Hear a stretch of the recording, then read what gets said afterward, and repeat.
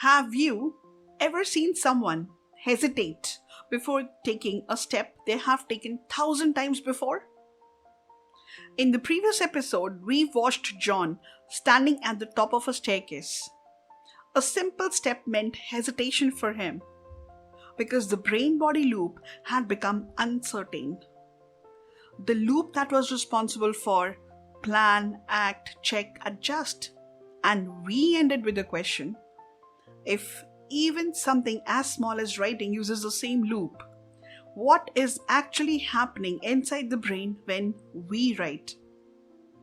Hello, I'm Maneesha Rajpal and you are listening to Inner Architecture.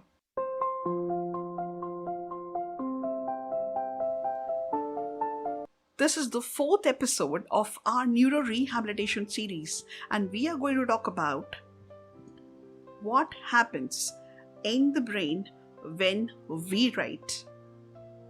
To most of us, writing may not look like a complex activity. It is just a hand, a pen, and few lines on paper. But inside the brain, something much larger is happening. Let's imagine a simple scene. You have a pen in your hand.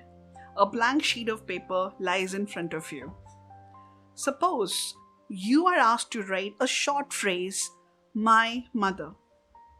You will lift the pen, but even before your pen touches the paper, your fingers will naturally adjust so that the pen is sitting comfortably between your thumb and your index finger. And this preparation of the hand is guided by a part in the brain called the motor cortex. Now the pen touches the paper. You begin writing the first word, my.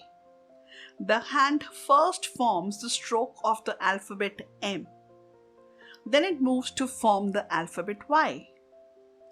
That decision about which stroke comes first and which comes next is organized by the premotor regions of the brain. After finishing my, the hand pauses briefly.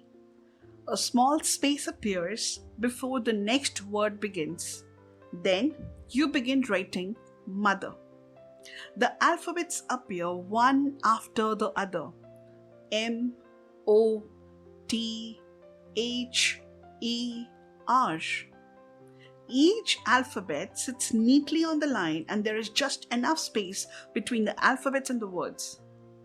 In normal scenario, this comes easily, isn't it? But most of us fail to appreciate that how beautifully our brain is working at none of the alphabets are sitting on each other, neither any letters are cramped, and some are widely spaced. That ability to judge where alphabets should sit and how far apart they should be is guided by another area in our brain, and it is called the parietal cortex. Now notice the curves. When the hand draws the rounded shape of the alphabet O in the mother, the movement slows slightly so the curve appears smooth. That fine control of timing and coordination is handled by cerebellum. Yes, that's the third area in the brain that is helping us to write. And notice something else. The pen does not stop after every stroke. It flows smoothly across the page. That smooth, continuous movement is regulated by the basal ganglia. Well, this is our 4th area of the brain in the pursuit of simple-looking writing task. Meanwhile, the sensory system keeps monitoring the movement. If the pen presses too hard, the grip loses slightly.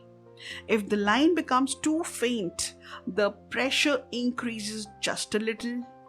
All of this happens instantly. And this is our 5th area of the brain known as somatosensory cortex, which is also silently yet actively contributing to putting those strokes on the paper. So, when you write a simple phrase like my mother, it may look like only a few alphabets appearing on paper. But inside the brain, multiple systems are working together. preparing, sequencing, positioning, timing, and correcting each movement. No wonder neuroscientists have described writing as a highly integrated brain activity. Now think of writing as an orchestra. Each musician has a different instrument and a role in the music piece. One plays violin, another blows trumpet, someone strings guitar. But during the actual performance, all these cease to remain independent musicians. They become one orchestra. Writing works in a similar way. Yes, writing is like an orchestra performance where different parts of the brain are the musicians working in perfect symphony with each other. And that is why you could perfectly write that phrase, my mother, on the page. If this changed the way you will ever look at your handwriting again, share this episode with someone who never thought of writing as a symphony inside the brain. And this is the reason books such as An Introduction to Brain and Behavior by Kolb and Weishaw describe writing as a highly integrated brain task. Because neuroscientists understand that our language systems shape our thoughts, while our motor systems guide the hand, and meanwhile our sensory systems monitor our movement. That makes many systems working together. In simple words, writing activates many parts of the brain at once. Now consider what happens after a brain injury or a brain stroke. Often the challenge is not only muscle strength, rather it is the symphony among the brain networks that gets out of tune. And this is why handwriting sometimes changes after neurological injury. Neurologists have a name for this change: agraphia, or disruption in the brain's ability to produce writing. This is when the spatial coordination is disturbed that results in the alphabets beginning to crowd together, and in some cases appearing as if the alphabets are sitting on each other's lap. For these people, the hand is moving, but the brain is no longer placing the alphabets precisely on the page. While in some other cases, if timing systems such as the cerebellum are affected, writing may appear shaky or uneven. In some people, it is the movement regulation system such as the basal ganglia which are involved, and that shows in writing as alphabets may gradually become smaller and cramped. Neurologists call this as micrographia, and this pattern is often seen in Parkinson's disease. Surprisingly, in some cases, it can appear as one of the very first signs, sometimes years before other symptoms of Parkinson's are even noticed. So, handwriting can quietly reveal something important. It shows us how well different brain systems are coordinating with each other. In fact, neurologists often say something very simple. If you want to see the brain thinking on paper, look at handwriting. Let me repeat that for you. If you want to see how the brain is thinking on paper, look at the handwriting of that individual. Because in that movement, many brain systems are working together. Language shaping the idea, motor systems guiding the hand, sensory systems checking the movement, and coordination networks refining each stroke. And here is where neuroscience becomes hopeful. It is very well known that neurons that fire together wire together. This principle was first proposed by Donald Hebb, a name that appears again and again in the study of brain and behavior. So when group of brain cells activate together repeatedly, their connection gradually becomes stronger. And it is this adaptive ability of the brain that we know today as neuroplasticity. Here, the brain reorganizes itself in response to the task it is subjected to. And this does not happen overnight, but instead gradually. I would like to share a well-known case in neuroscience that shows just how far this kind of learning can reach.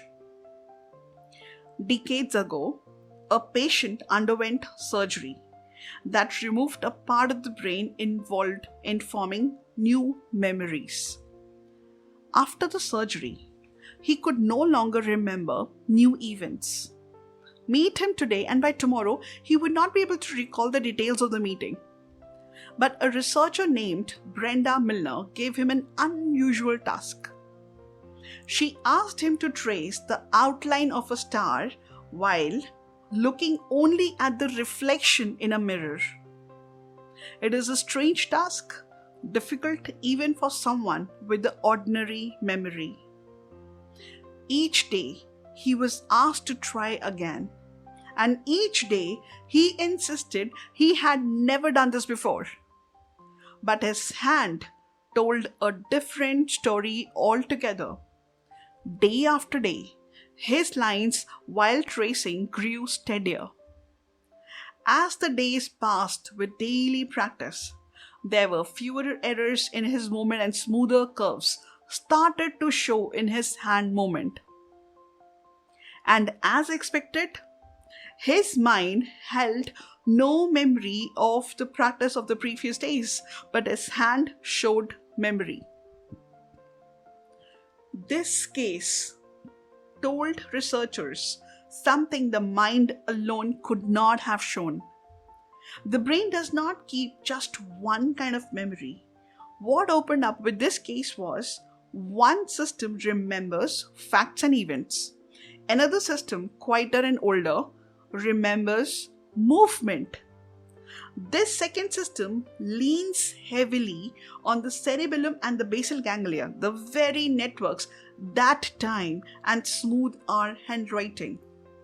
It is known as procedural memory or motor memory.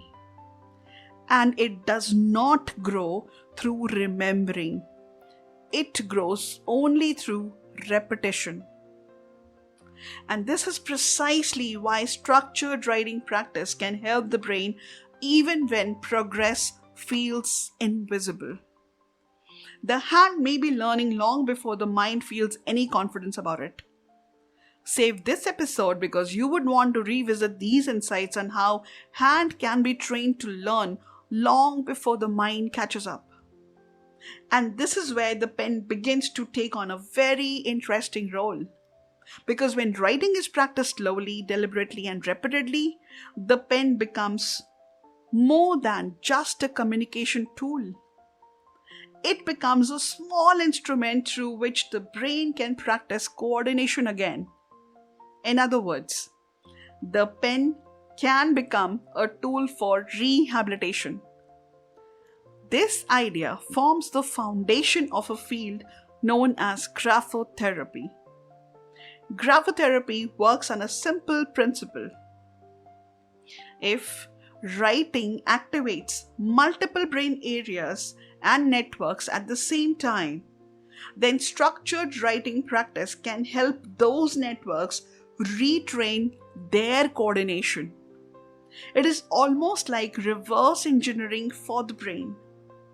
Not as a replacement for medical care, not as a miracle cure, but as a practical way of engaging the brain in recovery.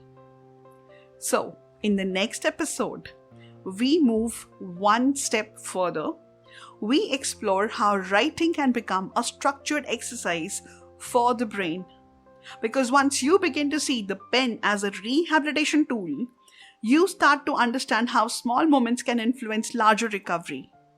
Because sometimes recovery does not begin in muscles. Sometimes recovery begins with the pen in your hand. This is Maneesha Rajpal, and thank you for listening to Inner Architecture.